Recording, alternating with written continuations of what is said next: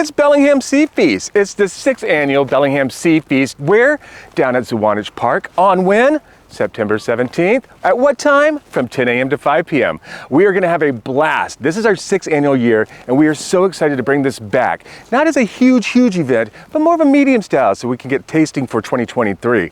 We're going to have some amazing things. Opening ceremonies. We're going to have Rena Priest, Washington State Poet Laureate Rena Priest, doing the opening ceremonies on the main stage from 10 to 10:30.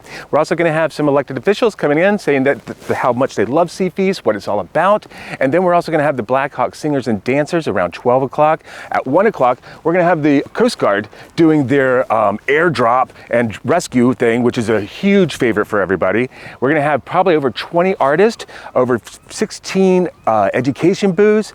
Also, we're having commercial booths, and we're going to have a full food court inside the Fisherman's Pavilion, as well as interactive art and art sculptures. So we are super excited this year. We're also going to be leading up this next week for Plastic Matters Week. And Plastic Matters Week is where you go and you collect all the garbage and you can dump it off here the Friday night before. So that way, if you win, you'll be announced on Saturday at SeaFeast. So we're looking forward to everybody coming down here. I do want to be mindful of traffic is a problem here. So there's going to be shuttle services at Waypoint Park as well as Hilton Drive. They will rotate every 30 minutes. So please be mindful of that. First come, first serve. There will not be a lot of parking here in the park itself, but we will be having disabled and senior parking because we also have Dockside Market that's going to be happening all day long from 10 to 5 where you can come get fresh seafood. So we are super excited. We also have a bike valet too. That's the first time that we're having a bike valet, and we're encouraging people to bring their bottle waters because we will not be serving